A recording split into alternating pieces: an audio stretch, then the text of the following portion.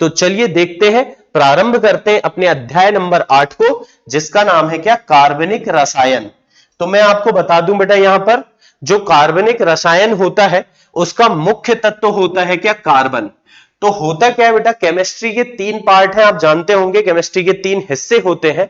एक होता है आपका भौतिक रसायन यानी कि फिजिकल केमिस्ट्री।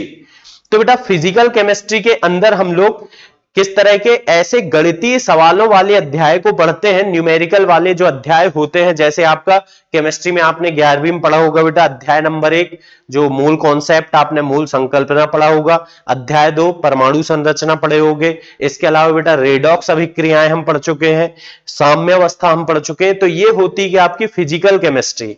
जबकि बच्चों दूसरी होती इनऑर्गेनिक यानी कि अकार्बनिक रसायन। अकार्बनिक रसायन यानी इनऑर्गेनिक केमिस्ट्री में हम कार्बन के जो यौगिक हैं, जो कि कार्बनिक यौगिक हैं, उनको छोड़ करके बाकी जितने भी तत्वों के यौगिक हैं उनको पढ़ते हैं। और कार्बनिक रसायन में हम विशेष करके कार्बन और उसके यौगिकों की ही बात करते हैं। मैं क्या कहना चाह रहा हूं, यहां पर केमिस्ट्री के 3 हिस्से, फिजिकल, ऑर्गेनिक और इनऑर्गेनिक। तो देखिए बेटा इनऑर्गेनिक जो है वो बाकी के सारे तत्वों के लिए बनाई गई है, जबकि ऑर्गेनिक केमिस्ट्री एक अलग से शाखा बनाई गई है, एक ब्रांच बनाई गई है केमिस्ट्री की, जिसमें केवल और केवल कार्बन और उसके यौगिकों के बारे में बात हम करते हैं। तो आखिर कार्बन में ऐसी क्या खासियत है कि इसके लिए, इसके यौगिकों को पढ़ने के लिए हमने एक अलग से ही ब्रांच बना दी केमिस्ट्री की। तो बेटा मैं आपको बता दूं, बाकी सारे जो हमारे तत्व हैं उनके कुल मिलाकर के जितने यौगिक हैं उससे कई गुना यौगिक होते हैं कार्बन के। कार्बन अकेले के बेटा लाखों यौगिक हमारे आसपास होते हैं। हम अपनी डेली लाइफ में बेटा कार्बन से घिरे हुए हैं, मतलब कि हमारी रोजाना जिंदगी में हम कार्बन से बने हुए बहुत सारे अलग अलग पदार्थ हैं जिनका उपयोग करते हैं। जैसे बेटा एक लकड़ी से लेकर के हमारे भोजन में भी कार्बन होता है, ग्लूकोज होता है ना, तो इस तरह से हर जगह कार्बन है।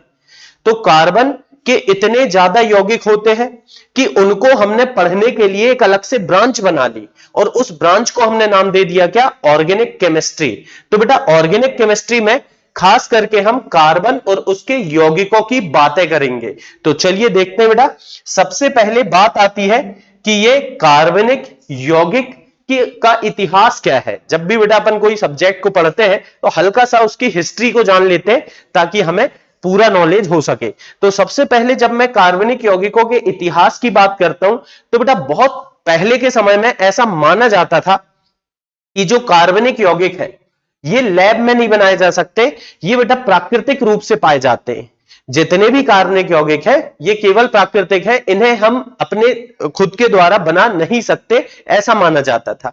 लेकिन एक साइंटिस्ट आए जिनका नाम था बेटा होलर। ठीक है, होलर ने क्या बताया, होलर ने बताया बेटा कि हम कार्बनिक यौगिकों को कहां, अपने लैब में भी बना सकते हैं। अगर अपन क्या करते हैं बेटा, कार्बनिक यौगिकों को बनाना चाहें, प्राकृतिक रूप से तो हमारे आसपास होते ही हैं, होलर ने बोला कि हम कार्बनिक यौगिकों को भी बना सकते हैं। इसने पहली बार बेटा एक यौगिक था अमोनियम साइनेट, NH4CNO, ये क्या था बेटा, अमोनियम साइनेट। तो इसने क्या किया, अमोनियम साइनेट को गर्म किया, अमोनियम साइनेट को क्या किया बेटा, इसने गर्म किया। इसको गर्म करने से इसने देखा कि हमें यूरिया प्राप्त होता है। यूरिया का सूत्र बेटा NH2CO NH2 होता है। इस तरह से हमें क्या प्राप्त हो गया, यूरिया।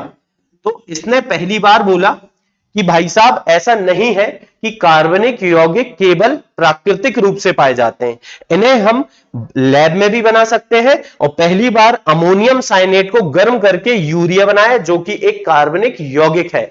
तो इस तरह से बेटा शुरुआत में पहला वैज्ञानिक कौन था जिसने कार्बनिक यौगिक को बनाया, तो आपको पता होना चाहिए कौन था बेटा, होलर। होलर ने पहली बार जो यौगिक बनाया था, पहला कार्बनिक यौगिक, वो कौन सा था बेटा, यूरिया। तो फिर इसके बाद अलग अलग और भी वैज्ञानिक आए, उन्होंने भी अलग अलग कार्बनिक यौगिकों को बनाया, और फिर पता चला कि भैया ऐसा बिल्कुल नहीं है कि कार्बनिक यौगिक केवल प्राकृतिक रूप से पाए जाएंगे। हम तो बहुत सारे लाखों कार्बनिक यौगिक लैब में बना सकते हैं आज की डेट में। तो इस तरह से कार्बनिक यौगिकों की शुरुआत हुई। अब बेटा कार्बनिक यौगिक हम कहते किसे हैं? कार्बनिक यौगिक की जब बात आती है तो किसे कहा जाएगा आखिर कार्बनिक यौगिक? क्या केवल हम ये बोल रहे कार्बन के यौगिक कार्बनिक यौगिक कहलाते हैं? तो मैं बोलूंगा बेटा बिल्कुल नहीं। आप कार्बन के हर एक यौगिक को कार्बनिक यौगिक नहीं कहते हैं। जैसे CO2 कार्बन डाइऑक्साइड जो है ये कार्बनिक यौगिक नहीं है। हां इसमें कार्बन है लेकिन ये कार्बनिक यौगिक नहीं है, यह एक अकार्बनिक यौगिक है। ठीक है ना? तो कार्बनिक यौगिक होने के लिए क्या जरूरी है? जरूरी है बेटा कि कार्बनिक यौगिक होने के लिए वह यौगिक या तो हाइड्रोकार्बन हो, क्या हो बेटा? हाइड्रोकार्बन हो, या उसका कोई व्युत्पन्न हो, या हाइड्रोकार्बन का व्युत्पन्न। ठीक है, हाइड्रोकार्बन का व्युत्पन्न। अब ये क्या होता है सर? हमें तो कुछ पता ही नहीं है। टेंशन की कोई बात नहीं भाई, अपन आगे समझते हैं धीरे धीरे, है ना? तो कार्बनिक यौगिक क्या है बेटा? हाइड्रोकार्बन तथा उनके व्युत्पन्न को कार्बनिक यौगिक कहते हैं। और रसायन विज्ञान की वह शाखा जिसके अंतर्गत केवल और केवल कार्बनिक यौगिकों का अध्ययन किया जाता है, यानी कि हाइड्रोकार्बन तथा उसके व्युत्पन्नों का अध्ययन किया जाता है, उसे हम कहते हैं क्या? कार्बनिक रसायन। तो बेटा हाइड्रोकार्बन तो नाम सुना होगा आपने, नहीं भी सुना है तो नाम सुन के दिमाग में कुछ तो आया होगा। हाइड्रोकार्बन हाइड्रोजन और कार्बन, यानी कि बेटा हाइड्रोकार्बन क्या होते हैं? हाइड्रोकार्बन हाइड्रोजन हाइड्रोजन तथा कार्बन से मिलकर के बने हुए यौगिक होते हैं। हाइड्रोजन तथा कार्बन से मिलकर बने हुए यौगिकों को अपन क्या कहते हैं बेटा? हाइड्रोकार्बन कहते हैं। ठीक है ना? हाइड्रोकार्बन क्या होंगे? हाइड्रोजन तथा कार्बन से मिलकर के बने हुए यौगिक ही हाइड्रोकार्बन कहलाते हैं। जैसे बच्चों उदाहरण की बात करें हम, CH4 ये एक यौगिक है, नाम है बेटा मीथेन। तो जो मीथेन है इसमें कार्बन है और हाइड्रोजन है, मतलब कि यह हुआ हमारा हाइड्रोकार्बन। ठीक है? अब व्युत्पन्न, व्युत्पन्न मतलब क्या होगा बेटा? कि हाइड्रोकार्बन है आपके पास, CH4 है, मान करके चलिए CH4 कुछ ऐसे लिखते हैं बेटा अपन, CHHH। तो CH4 से हमने क्या किया? एक H को हटाया। ध्यान से समझे बेटा, हमने क्या किया? हाइड्रोकार्बन के हाइड्रोजन को हटाया और उस हाइड्रोजन की जगह में कोई दूसरा परमाणु या परमाणुओं का समूह ले जाकर के जोड़ दिया। यहां से हाइड्रोजन को हटाया और हाइड्रोजन की जगह मान लो बेटा मैंने OH लगा दिया। जरूरी नहीं भाई मैं OH लगाऊं, मैंने बेटा Cl लगा दिया। जरूरी नहीं मैं Cl लगाऊं, मैंने CHO लगा दिया। या बेटा मैंने मान लो यहां पर F लगा दिया, F नहीं लगाना है Br लगा दिया। मतलब बेटा मैं कुल मिलाकर के ये कहना चाह रहा हूं कि कार्बन तथा हाइड्रोजन से बने हुए यौगिक क्या कहलाते हैं? हाइड्रोकार्बन। और हाइड्रोकार्बन के हाइड्रोजन परमाणुओं को किसी दूसरे परमाणु या परमाणुओं के समूह द्वारा प्रतिस्थापित करने पर जो यौगिक प्राप्त होते हैं वे कहलाते हैं क्या? हाइड्रोकार्बन के व्युत्पन्न। ठीक है ना? हाइड्रोजन को अलग करें, कोई और परमाणु या परमाणुओं का समूह वहां पर हमने ले जाकर के जोड़ दिया। तो हाइड्रोजन जरूरी नहीं बेटा एक ही हाइड्रोजन अलग करो, आप दो हाइड्रोजन अलग करके दो दूसरे परमाणु जोड़ दो, तीन हाइड्रोजन अलग करके तीन दूसरे परमाणु जोड़ दो, चारों हाइड्रोजन अलग करके आप चारों दूसरे परमाणु भी जोड़ सकते हो। मान के चलो बेटा आपने बोला कि सर मैं 2H हटा के 2Br लगाना चाहता हूं, कोई दिक्कत नहीं बेटा, ये भी हो गया इसका व्युत्पन्न। ठीक है? आप तीनों H हटा के 3Br लगा सकते हो। आप बेटा क्या कर सकते हो? 4H हटा करके यहां पर 4Br लगा सकते हो। तो मतलब कुल मिलाकर के बेटा हाइड्रोकार्बन हाइड्रोजन तथा कार्बन से मिलकर के बने हुए यौगिक हाइड्रोकार्बन कहलाते हैं। एवं हाइड्रोकार्बन के हाइड्रोजन परमाणुओं को किसी दूसरे परमाणु या परमाणुओं के समूहों द्वारा प्रतिस्थापित करने पर प्राप्त यौगिक क्या कहलाते? हाइड्रोकार्बन के व्युत्पन्न। और बेटा मैं अब फिर से एक बार कार्बनिक रसायन की परिभाषा बोल रहा हूं, ऐसे परिभाषा आती नहीं है, बस अपने को बेटा पता होना चाहिए, प्रॉपर नोट्स होने चाहिए, आप लोग लिख सकते हैं। तो मैं क्या बोल रहा हूं? हाइड्रोकार्बन या हाइड्रोकार्बन के व्युत्पन्नों का अध्ययन रसायन विज्ञान की जिस शाखा के अंतर्गत किया जाता है उसे हम कार्बनिक रसायन कहते हैं। ठीक है? तो मैंने बेटा अभी बोला कि कार्बन के लाखों कार्बनिक यौगिक हमारे आसपास है। ठीक है, जितने यौगिक बाकी सारे तत्वों के नहीं होते हैं उससे कहीं ज्यादा यौगिक बेटा कार्बन अकेले के हैं, जिन्हें हम हाइड्रोकार्बन बोलते हैं, या कुछ उनमें से हाइड्रोकार्बन के व्युत्पन्न होते हैं। तो आखिर कार्बन में ऐसा क्या है बेटा, कार्बन के पास कौन सा जादू है जो इतने लाखों यौगिक बना रहा है, उस बात को हम समझना चाहते हैं। तो चलिए एक छोटा सा प्रश्न बना करके इस बात को हम लिखते हैं। प्रश्न मैंने यहां पर लिखा बेटा आपके सामने, क्या कि कार्बन के लाखों यौगिक या अत्यधिक संख्या में यौगिक पाए जाते हैं, क्यों? ठीक है, ऐसा कोई प्रश्न आपको आए, इसकी संभावना कम है। बस मैं अपनी बात को, अपने टॉपिक को बेटा कंटिन्यू करने के लिए, आगे बढ़ाने के लिए प्रश्न बना के आपको यह बात समझाना चाहता हूं। ठीक है, पाए जाते हैं क्यों? तो भाई इस क्यों के बहुत सारे उत्तर हैं। कार्बन के बारे में हम बिल्कुल बेसिक से चले, अगर तो आपने सुना होगा बेटा, कार्बन जो यौगिक है इसका जो सूत्र, मतलब इसका जो सिंबल होता है बेटा, इसका चिन्ह जो होता है वो होता है सी। सी का परमाणु क्रमांक 6 होता है और परमाणु भार होता है बेटा 12। कार्बन के हालांकि समस्थानिक भी पाए जाते हैं। समस्थानिक मतलब बेटा कार्बन जो है ऐसा नहीं है कि 6 12 ही होता है, कार्बन 6 12 भी होता है, कार्बन 6 13 भी पाया जाता है और कार्बन 14 भी पाया जाता है। ठीक है ना, तो कार्बन 3 रूपों में हमारे आसपास होता है, कार्बन 6 12 6 13 और 6 14। लेकिन बेटा इनका जो प्रतिशत मात्रा है वो इतनी कम है कि इसको अपन नगण्य कर देते हैं, और मेन हमारे लिए कार्बन कौन है, 6 12 वाला ही हमारा कार्बन है। तो कार्बन का परमाणु क्रमांक बेटा कितना होगा, 6। अब इस 6 का इलेक्ट्रॉनिक विन्यास अगर आप करोगे तो बेटा दो तरीके से करेंगे। पहले तो हम उपकोष के हिसाब से करेंगे, 1s2 2s2 2p6, सॉरी 6 नहीं बेटा, क्योंकि यहां टोटल 6 है, 2 2 4 और यहां पर 2 आ जाएगा, है ना। तो ये हो गया इसका इलेक्ट्रॉनिक विन्यास। या इसको हम कक्ष के हिसाब से करना चाहें, कक्षा के हिसाब से, तो कैसे लिखेंगे बेटा, 2 और ये दूसरे कक्षा में कितने 4 इलेक्ट्रॉन है, तो इसका ये हो गया बेटा क्या, इलेक्ट्रॉनिक विन्यास। अब कार्बन के बाह्यकोश में आप देखिए क्या खासियत है, तो सर बाह्यकोश में 4 इलेक्ट्रॉन है, तो बेटा हर परमाणु अपने बाह्यकोश में 8 इलेक्ट्रॉन पूर्ण करना चाहता है, जिसे हम अष्टक नियम कहते हैं। तो 8 करने के लिए भाई साहब 4 इलेक्ट्रॉन या तो ये लेगा या देगा या साझा करेगा। लेकिन बेटा मैं आपको बता दूं, 4 इलेक्ट्रॉन लेना या देना इतना आसान नहीं है।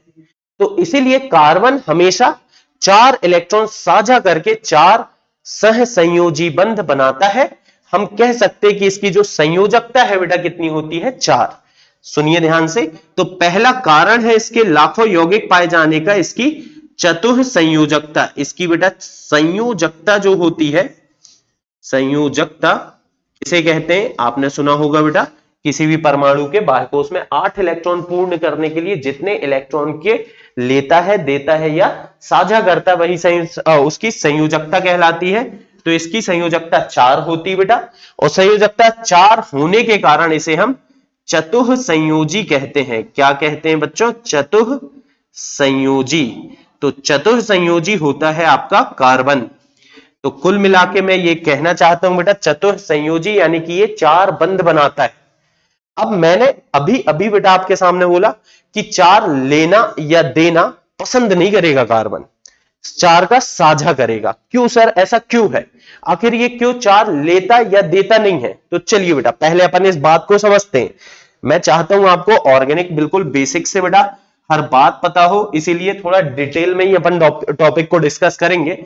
देखिए कार्बन है, परमाणु क्रमांक इसका कितना है बेटा, 6 2 4।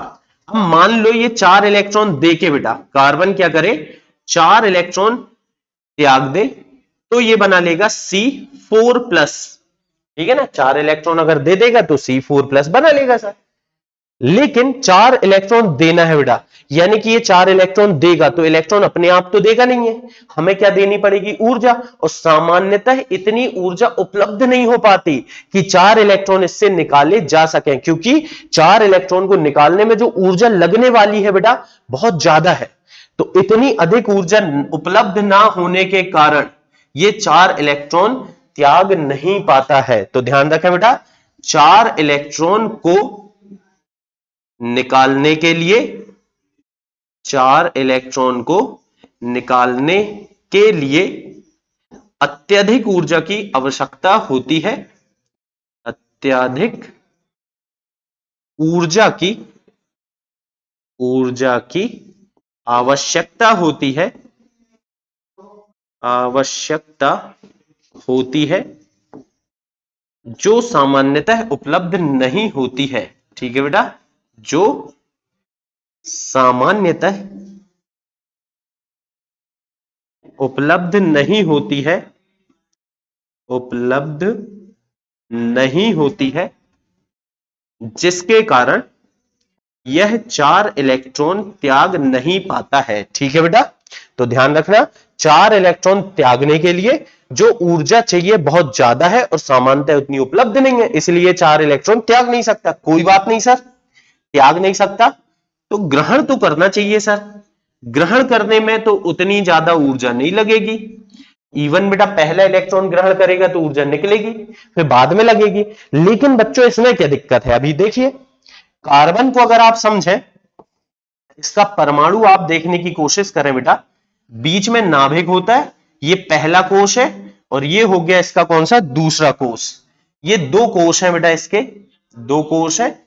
और बीच में क्या है बच्चों, इसमें बीच में है नाभिक, और इस नाभिक में प्रोटॉन और न्यूट्रॉन होते हैं, ये बात तो गांव का बच्चा बच्चा जानता है। और जबकि पहले कोश में 2 इलेक्ट्रॉन होते हैं और दूसरे कोश में बेटा कितने होते हैं, 4 इलेक्ट्रॉन होते हैं। ऐसी शक्ल है आपके कार्बन की। और यहां पर अगर आपसे कोई पूछ ले कि बताइए इसमें प्रोटॉन कितने, तो बेटा 6 प्रोटॉन, कितने प्रोटॉन होते हैं, 6 प्रोटॉन होते हैं और साथ में 6 न्यूट्रॉन होते हैं। तो देखिए कैसा है कार्बन, केंद्र में 6 प्रोटॉन और 6 न्यूट्रॉन है, कुल मिलाकर बेटा 6 धन आवेश है और आसपास 6 ऋण आवेश घूम रहा है। अगर ये 4 इलेक्ट्रॉन ग्रहण कर लेगा तो क्या होगा बेटा, प्रोटॉन तो 6 ही रहेंगे लेकिन ऋण आवेश कितने हो जाएंगे, 10 हो जाएंगे सर। तो 10 हो जाएंगे तो बेटा ये 6 प्रोटॉन 10 इलेक्ट्रॉन को बांध के नहीं रख पाएंगे और आपका जो परमाणु है, जो आयन बनेगा, उसका स्थायित्व समाप्त हो जाएगा। मैं क्या बोल रहा हूं बेटा, क्योंकि कार्बन के केंद्र में 6 धनावेश होते हैं या 6 प्रोटॉन होते हैं और 4 इलेक्ट्रॉन ग्रहण करने के पश्चात इसमें कुल 10 इलेक्ट्रॉन हो जाते हैं और 6 प्रोटॉन 10 इलेक्ट्रॉन को बांध करके नहीं रख पाते हैं, इसीलिए ये 4 इलेक्ट्रॉन ग्रहण नहीं करता है। तो भैया बढ़िया बात यार, 4 ना तो ये देगा और ना ही 4 लेगा, तो क्या करेगा सर, फिर क्या करेगा, चलिए देखते हैं। तो ऐसे में ये पसंद करेगा 4 इलेक्ट्रॉनों का साझा करना। ठीक है, क्या करेगा बेटा, ये 4 इलेक्ट्रॉनों का साझा करेगा। तो अतः कार्बन 4 इलेक्ट्रॉन का साझा करके कितने बंध बनाएगा बेटा, 4 बंध बनाएगा। ठीक है ना, कितने बंध बनाएगा, 4 सहसंयोजी बंध बनाता है। तो कभी भी अब बेटा ये वाली बात आपको रटी होना चाहिए कि कार्बन कितने बंध बनाता है। तो याद रखें बेटा, कार्बन 4 सहसंयोजी बंध बनाता है, यानी कि कार्बन की संयोजकता 4 होती है, 4 सहसंयोजी बंध ये बनाता है, इसीलिए इसे हम चतुः संयोजी भी कहते हैं। क्या कहते हैं बेटा, इसे हम चतुः संयोजी। चलिए बढ़िया बेटा, आगे बढ़ते हैं अपन, फिर कुछ और बातें करते हैं। देखिए 4 बंध बनाएगा कार्बन, इस तरह से 4 बंध बनाएगा। हर बार कार्बन कितने बनाएगा बेटा, 4 बंध। अब आप ये बात ध्यान रखें। तो अभी क्या है भाई, ये 4 बंध हो गए। अब 4 बंध बनाने के कारण ये यहां चारों बंध अलग अलग परमाणुओं से बना सकता है। कभी हाइड्रोजन से बनाएगा, कभी बेटा क्लोरीन से बनाएगा, कभी ब्रोमीन से, कभी फ्लोरीन से। ऐसे 4 बंध अलग अलग संख्याओं में अलग अलग परमाणुओं से बनाएगा, जिसके कारण बेटा इसके ढेर सारे परमाणु ढेर सारे यौगिक बेटा बन जाएंगे। ठीक है ना। तो ये चतुः संयोजकता भी इसके यौगिकों की अत्यधिक संख्या के लिए कहीं ना कहीं जिम्मेदार होती है। चलिए फिर चतुः संयोजकता के बाद बेटा अगले गुण की तरफ देखते हैं, जिसका नाम क्या है बच्चों? श्रृंखलन। श्रृंखलन कार्बन का एक बहुत खास गुण होता है बेटा। श्रृंखलन क्या होता है? आप लोगों ने बेटा कभी ना कभी बचपन में एक खेल खेला होगा अपने दोस्तों के साथ, जिसमें एक जन जाता है दाम देता है, तो जो दाम देगा बेटा वो दौड़ते दौड़ते दूसरे को पकड़ लेगा, फिर दूसरे वो दोनों जन एक साथ जाएंगे तीसरे को पकड़ लेंगे। इसको बेटा हमारे यहाँ तो बोला जाता है संकली, है ना, बड़ी संकली छोटी संकली ऐसा कुछ बोला जाता है। अभी आप लोग जो भी खेल रहे होंगे तो उसमें क्या होता है, एक जन जाएगा दूसरे को पकड़ेगा, दूसरे दोनों जन जाके किसी तीसरे को पकड़ेंगे, ऐसे करते करते लंबी श्रृंखला बनती चली जाएगी। और जैसा वो खेल है बेटा वैसा ही मेरा कार्बन है। कार्बन में क्या होता है बेटा? कार्बन के परमाणु आपस में एक दूसरे से जुड़ जुड़ करके अलग अलग संख्या में लंबी श्रृंखला बना लेते हैं, और इसी गुण को क्या कहते हैं बेटा? हम श्रृंखलन। तो श्रृंखलन क्या है चलिए देखते हैं। तो हम बोलेंगे बेटा किसी तत्व के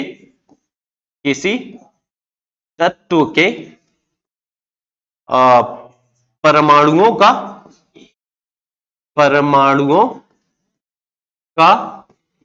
आपस में जुड़कर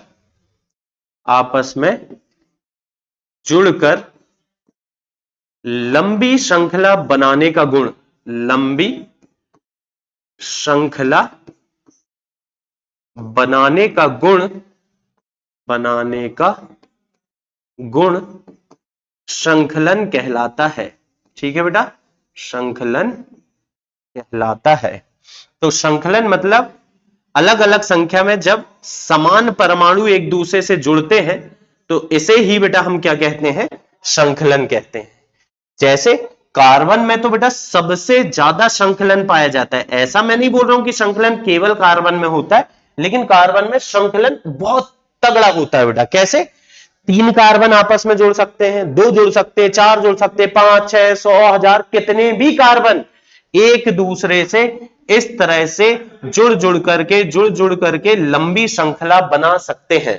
अब बेटा जरूरी नहीं है कि कार्बन हमेशा सीधे सीधे जुड़ेंगे, भाई ऐसा भी हो सकता है कि ये जो कार्बन हम जोड़ रहे हैं सीधे सीधे जुड़ने के साथ साथ बेटा इस तरह से शाखाओं में भी जुड़ते चले जाएंगे अलग अलग संख्याओं में। तो कभी हो सकता है 4 कार्बन सीधे सीधे जुड़े, कभी 4 कार्बन सीधे जुड़े एक नीचे आ जाए, है ना, शाखा में, कभी 2 जन जाए शाखा में। तो ऐसे अलग अलग संख्या में श्रृंखला बनेगी, अलग अलग संख्या में शाखा लगेगी, तो बेटा लाखों यौगिक बनेंगे। तो श्रृंखलन मुख्य रूप से जिम्मेदार है बेटा किसके लिए? कार्बन के लाखों यौगिक पाए जाने के लिए। ऐसा नहीं है कि श्रृंखलन केवल कार्बन में होता है, मैं आपको बता दूं फास्फोरस में भी श्रृंखलन होता है। फास्फोरस जो है बेटा P4 के रूप में पाया जाता है। फास्फोरस के 4 परमाणु, कितने परमाणु बेटा? 4 परमाणु आपस में इस तरह से जुड़ते हैं और श्रृंखलन, लेकिन 4 से कम या 4 से ज्यादा नहीं जुड़ते। लेकिन हमारे कार्बन में तो मैंने क्या बोला, कितनी भी संख्या में जोड़ सकते हैं, 2, 4, 6, 8, 10, 100, 1000 कितने भी जोड़ दो बेटा, कोई दिक्कत नहीं। लेकिन फास्फोरस में 4 ही है, मतलब श्रृंखलन जो है फास्फोरस में भी है। ऐसा नहीं बेटा, सल्फर में भी है। सल्फर S8 के रूप में पाया जाता है, यानी कि 8 सल्फर के परमाणु आपस में एक दूसरे से जुड़ जाते हैं। कितने बेटा? 8 सल्फर के परमाणु एक दूसरे से इस प्रकार से जुड़ते हैं, और बेटा गुण को भी अपन क्या कहते हैं? श्रृंखलन कहते हैं। ठीक है ना, इस तरह से ये भी होता है। सल्फर के कितने परमाणु देखिए बेटा, 5 और 3 8 परमाणु, ये आपस में इस तरह से जुड़ जाते हैं। लेकिन ये कितने फिक्स 4 ही जुड़ना है, ये कितने 8 जुड़ना है। कार्बन में तो क्या बोला मैंने, किसी भी संख्या में जोड़ दे यार, 2 कार्बन जोड़, 4 जोड़, 3 जोड़, 5 जोड़, कितने भी जोड़ दे।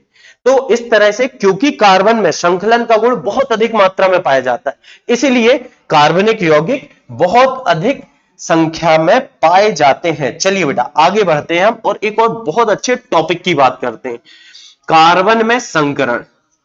तो कार्बन में संकरण हम समझना चाह रहे हैं अगर, तो बेटा मैं आपको बता दूं कार्बन में संकरण तो हम समझते हैं, लेकिन उसके पहले एक और छोटी सी बात मैं कर लेता हूं। इसके अनेक यौगिक होने का एक और कारण है बेटा। वो कारण क्या है? विभिन्न संख्याओं में बंध बना सकते हैं, बहुबंध बनाने की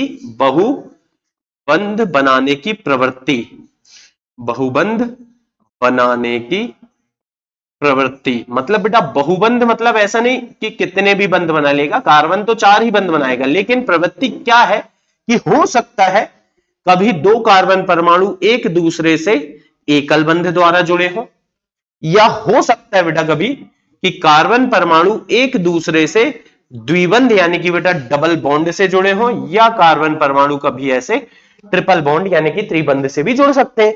तो कार्बन क्योंकि कभी एकल बंध वाले होंगे, कभी द्विबंध, कभी त्रिबंध, तो इस तरह से बेटा बहुबंध बनाने की जो प्रवृत्ति है, इसके कारण भी कार्बन के लाखों यौगिक पाए जाते हैं। ठीक है ना? तो देखो मुद्दा क्या है? मुद्दा तो यह है सर कि कार्बन के इतने सारे यौगिक क्यों है कि हमें उसको अलग से पढ़ना पड़ रहा है। तो मैं बेटा उसी के साथ उसी टॉपिक में आपको बहुत सारी बातें बताते चल रहा हूं, जो आगे चल के हमें बहुत ज्यादा काम पड़ने वाली हैं। अब क्योंकि कार्बन में कभी हम देखते हैं कि भाई ऐसा है कि एकल बंध भी हो सकता है, द्विबंध भी और त्रिबंध भी। अगर मैं बेटा बात करूं 2 कार्बन संख्या वाले, मतलब 2 कार्बन वाले यौगिक की, तो ऐसा होगा 2 कार्बन वाला एक यौगिक, ठीक है, जिसमें दोनों कार्बन परमाणु एकल बंध से जुड़े हैं।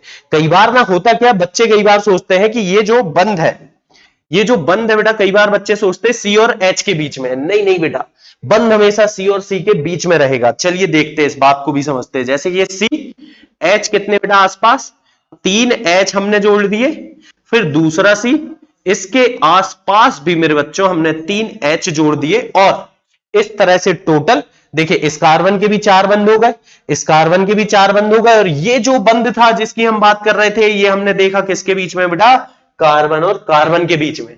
तो कभी भी यौगिक को जब इस तरह से लिखा जाएगा तो समझ जाना आप लोग कि ये जो हम बंध बनाते हैं बेटा, ये हमेशा कार्बन परमाणुओं के बीच में होता है। तो यहां पर मैंने कार्बन परमाणुओं के बीच में एकल बंध लिया। अब बेटा 2 कार्बन वाला एक दूसरा यौगिक लेता हूं मैं, CH2 डबल बॉन्ड CH2, ठीक है। अब बेटा यहां पर भी मैं आपको बता दूं, अगर इसको आप देखें तो इसकी कुछ संरचना ऐसी है, मतलब कि इसमें बंध इस तरह से C और 2 H है बेटा इसमें, फिर बीच में है डबल बॉन्ड, और फिर C और 2 H है। तो इस तरह से CH2 डबल बॉन्ड CH2 होता है। यहां पर देखिए एकल बंध था, यहां पर डबल बॉन्ड यानी द्विबंध है, ठीक है। और एक और कंपाउंड लेता हूं बेटा, एक और यौगिक लेता हूं मैं, जिसमें क्या होगा, कार्बन कार्बन के बीच में त्रिबंध यानी कि ट्रिपल बॉन्ड होगा, है ना। तो CH ट्रिपल बॉन्ड CH। अगर इसको हम देखें बेटा तो ऐसे भी लिख सकते हैं, CH फिर ट्रिपल बॉन्ड CH, मतलब कि जो एकल बंध है, द्विबंध है या त्रिबंध है, वो किसके बीच में बेटा, कार्बन कार्बन के बीच में। तो क्योंकि कार्बन परमाणु एक दूसरे से अलग अलग संख्या में बंध बना सकते हैं, इसलिए इनके यौगिक अत्यधिक मात्रा में होते हैं। लेकिन अब मुद्दा वो नहीं बचा बेटा, अब तो मुद्दा इनका संकरण। तो देखिए इनमें संकरण मैं बड़े आराम से बता सकता हूं आपको। संकरण के साथ साथ बेटा जो हमने रासायनिक बंध अध्याय नंबर 4 पढ़ा था, वहां पर हमने सिग्मा और पाई बंध देखा था। तो वही टॉपिक यहां पर भी आता है, और कई बार परीक्षाओं में, नीट में खास करके बेटा सिग्मा और पाई बंधों की संख्या पूछ लेती है, बोर्ड परीक्षा में भी पूछ सकता है ना। तो जैसे बोल दे, इसमें बताइए कितने सिग्मा और कितने पाई बंध है, इसमें कितने सिग्मा और कितने पाई है, उसमें कितने सिग्मा और कितने पाई है। तो बहुत आसान काम है बेटा, जो भी एकल बंध यानी कि सिंगल बॉन्ड होगा बच्चों, वो होगा आपका हमेशा कौन सा, सिग्मा। अगर डबल बॉन्ड होगा, द्विबंध होगा, तो उसमें एक होगा सिग्मा और एक होगा बेटा क्या, पाई। और अगर ट्रिपल बॉन्ड है 2 परमाणुओं के बीच में, त्रिबंध है, तो एक होगा सिग्मा, 2 होंगे पाई। यहां पर देखिए ये जो बंध है बेटा, ये है आपका सिग्मा। एकल बंध तो सारे भाई साहब सिग्मा होते हैं, एकल बंध सारे सिग्मा।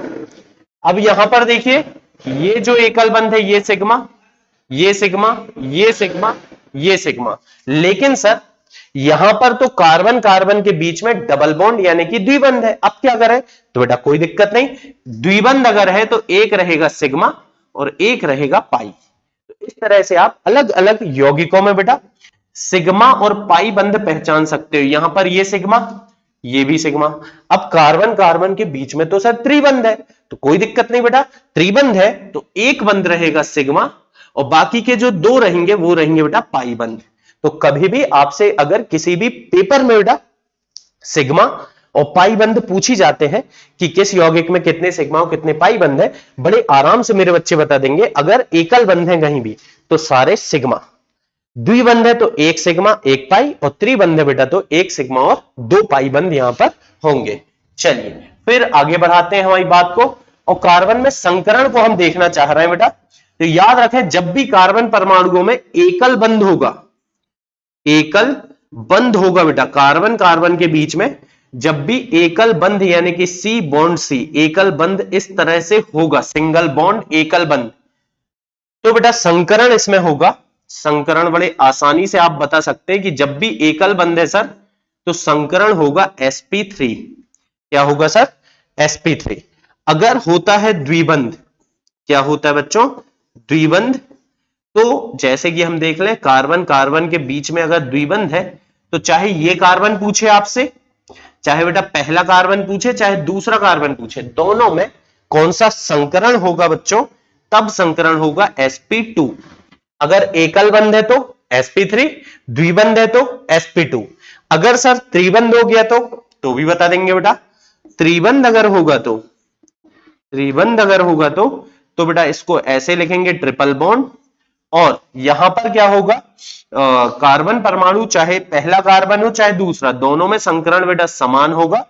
तो चाहे पहला कार्बन परमाणु हो चाहे दूसरा कार्बन परमाणु हो, संकरण होगा sp।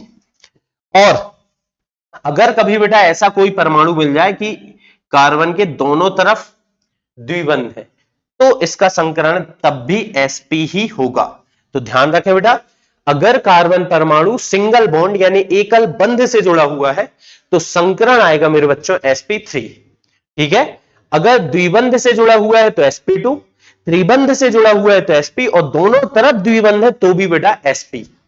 हालांकि अपन ने इसकी बेटा रासायनिक बंध जो अध्याय है वहां ट्रिक वगैरह पढ़ रखे हैं ना, तो चाहे तो आप एक बार वहां से भी देख सकते हैं। चलिए फिर आगे बढ़ते हैं हम।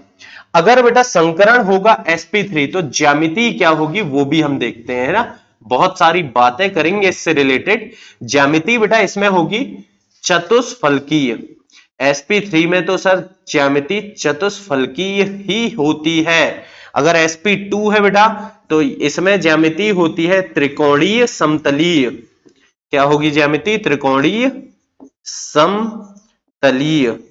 फिर बेटा अगर sp रहा तो ज्यामिति होगी रेखीय, और आखिरी है कि अगर sp ये भी रहा तो रेखीय। ठीक है बेटा, तो इस तरह से कार्बन में हम संकरण और ज्यामिति भी बता सकते हैं। अब ज्यामिति बता दिए तो सर बंधकोण भी तो बता सकते हैं अपन, बिल्कुल बताएंगे। तो बच्चों बंधकोण भी हम निकाल सकते हैं। आपको ये थोड़ा बहुत याद ही रहना चाहिए क्योंकि कई जगह बेटा बार बार लगेगा ये, है ना। तो चतुष्फलकीय में sp3 संकरण में बंधकोण होता है बच्चों 109 अंश 28 मिनट, जबकि त्रिकोणीय यानी कि द्विबंध जब है sp2 संकरण है तो बंधकोण होगा बेटा 120 अंश, और रेखीय में तो बंधकोण 180 अंश होता है। तो ये हमने संकरण भी पहचान लिए, ज्यामिति भी बता दिए सर, और बंधकोण भी बता दिए। कुछ और बाकी क्या? एक और चीज बाकी है बेटा, वो भी हम देखेंगे। इसमें एक और चीज मैं आपको बताना चाहता हूं, प्रतिशत एस व्यवहार। प्रतिशत एस व्यवहार, या बेटा इसको अंग्रेजी में बोलते हैं परसेंटेज एस कैरेक्टर। तो एस का व्यवहार कितना है, एस का हिस्सा कितना है, ये हम बताना चाह रहे हैं। देख sp3 मतलब टोटल कक्षक है 4, 4 में से एक कौन सा है बेटा? एस, और 3 है पी। 4 में से एक एस मतलब एस का हिस्सा कितना कहलाया बेटा? 4 में से एक मतलब 100 में से 25 कहलाया। तो इसको हम बोलते हैं बेटा 25%। प्रतिशत एस व्यवहार कितना होगा? 25%, या फिर मेरे बच्चे से 1/4 भी, 1/4 भी कहते हैं। अब देखो sp2 में, sp2 टोटल कक्षक कितने हुए बेटा? एक एस और 2 पी मतलब 3। 3 में से एक क्या है तेरा? एस। 3 में एक एस, 3 में सर एक एस, तो 100 में कितना एस होगा बेटा? बड़े आराम से हम बोल देंगे 33.33%। भाई देख 3 में 1 है s, तो 100 में होगा 33.33, या सीधे बोल दो इसको क्या कि 3 में से 1 मतलब 1/3। फिर एसपी में क्या होगा, तो 2 ही कक्षक है सर, टोटल 2 है, एक है एस एक है पी, 2 में से 1 मतलब 100 में से 50। तो बेटा यहां पर हम कह सकते हैं प्रतिशत एस व्यवहार होगा 50%, या बेटा जिसे हम कह सकते हैं 1/2। तो प्रतिशत एस व्यवहार भी बता दिए। अब क्या फायदा है सर, चलिए देखते हैं बेटा। फायदा बहुत सारा फायदा है। प्रतिशत एस व्यवहार से आप ऋण विद्युतता भी बता सकते हो, ऋण विद्युतता। ठीक है बेटा, ऋण विद्युतता भी यहां पर हम बता सकते हैं। कैसे बेटा, देखिए प्रतिशत एस व्यवहार जितना ज्यादा है, एस व्यवहार अधिक है, इसका मतलब कि जो परमाणु अणु है उसमें एस गुण अधिक है। एस जो कक्षक है बेटा नाभिक के बहुत समीप होता है, बहुत करीब होता है, बहुत पास होता है। एस जब बहुत पास में है तो इससे क्या होगा सर, इससे ये इलेक्ट्रॉन को खींचेगा अपनी तरफ बहुत ज्यादा ताकत से, क्योंकि नाभिक के बहुत पास है। पास होने के कारण ये तेजी से इलेक्ट्रॉन को अपनी तरफ खींचेगा। यानी हम कह सकते हैं बेटा एस व्यवहार जितना ज्यादा होगा ऋण विद्युतता भी उतनी ही ज्यादा होगी। तो आप तो याद रखें बेटा इस बात को, बहुत बहुत बहुत ज्यादा इंपॉर्टेंट है। प्रतिशत एस व्यवहार समानुपाती होता है ऋण विद्युतता के। कहने का मतलब मेरे बच्चों कि प्रतिशत एस व्यवहार जितना ज्यादा होगा ऋण विद्युतता उतनी ही ज्यादा होगी, ऋण विद्युतता उतनी ही ज्यादा होगी। तो इससे हमें क्या रिजल्ट मिलता है वो देखेंगे हम। तो सबसे पहले हम बात कर रहे हैं sp3 संकरण हो सकता है, sp2 और sp। तो इसमें देखो बेटा s व्यवहार सबसे ज्यादा किसमें है, sp में 50% है। तो क्योंकि s व्यवहार इसमें ज्यादा है इसलिए इसकी ऋण विद्युतता, मतलब कि कुल मिला के बेटा आप ध्यान रखो इस बात को कि अगर किसी कार्बन में sp संकरण है तो उसकी ऋण विद्युतता बहुत ज्यादा है। यानी त्रिबंध वाला कार्बन जो है जिसमें sp संकरण होगा वो सबसे अधिक ऋण विद्युती होगा, मतलब उसकी साझे के इलेक्ट्रॉन को खींचने की ताकत बेटा सबसे ज्यादा होगी। जबकि अगर sp3 संकरित कार्बन है यानी एकल बंध से जुड़ा हुआ कार्बन, उसकी साझे के इलेक्ट्रॉन को खींचने की ताकत सबसे कम होगी। तो ध्यान रखें बेटा sp3 कार्बन में ऋण विद्युतता सबसे कम होती है, जबकि sp संकरित कार्बन में ऋण विद्युतता सबसे अधिक होती है। चलिए बस 2-4 और छोटी छोटी बातें हम कर लें बेटा। यहां पर अगर एकल बंध, द्विबंध और त्रिबंध की बात कर रहे हैं तो क्या हम इनकी बंध लंबाई की तुलना नहीं कर सकते? बिल्कुल कर सकते हैं बेटा। त्रिबंध रहेगा तो बहुत मजबूत रहेगा सर।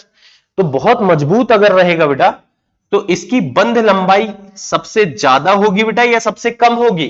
तो क्योंकि त्रिबंध है तो ये बहुत पास है, लेकिन अगर द्विबंध हुआ तो थोड़ा तुलनात्मक रूप से कमजोर हो गया, और अगर बेटा एकल बंध रहा तब तो फिर ये सबसे कमजोर है। तो बड़े आराम से आप लोग बोल सकते हो बेटा कि अगर एकल बंध होगा, कार्बन कार्बन के बीच में एकल बंध होगा तो बंध लंबाई सबसे ज्यादा होगी, द्विबंध में थोड़ी कम और त्रिबंध में बहुत कम। क्यों हो गई सर? देख बेटा एकल बंध है तो परमाणु और त्रिबंध है तो परमाणु कब पास होंगे? इसमें पास पास होंगे। त्रिबंध है बेटा मजबूत है, पास पास है मतलब बंध लंबाई कम है। अब क्या हम इसमें बंध ऊर्जा भी बता सकते हैं सर? बंध ऊर्जा बिल्कुल बता सकते हो बेटा। जो बंध मजबूत रहता है उसकी बंध ऊर्जा अधिक होती है। तो इन तीनों में देखो एकल बंध है बेटा, द्विबंध है और त्रिबंध है। इनमें से कौन सा बंध सबसे मजबूत है? तो कोई भी बता देगा यार, त्रिबंध सबसे मजबूत है। तो जो मजबूत है उसकी बंध ऊर्जा अधिक होगी। या सीधी सी बात है बेटा, बंध ऊर्जा और बंध लंबाई एक दूसरे के व्युत्क्रमानुपाती होती है, यानी कि जिसकी बंध लंबाई सबसे ज्यादा होगी उसकी बंध ऊर्जा सबसे कम, जिसकी बंध लंबाई सबसे कम उसकी बंध ऊर्जा सबसे ज्यादा होगी। तो ये था बेटा आज के इस लेक्चर में हमने अपने कार्बनिक यौगिकों का थोड़ा सा बेटा इंट्रोडक्शन किया है। अभी मतलब केवल प्रस्तावना देखी, अभी हमने बहुत सारी बातें करनी है इस अध्याय में। लेकिन आप लोग यहां तक बढ़िया से अपने नोट्स बना लीजिए, फिर हम कंटिन्यू करते हैं अपने चैप्टर को अगले लेक्चर में।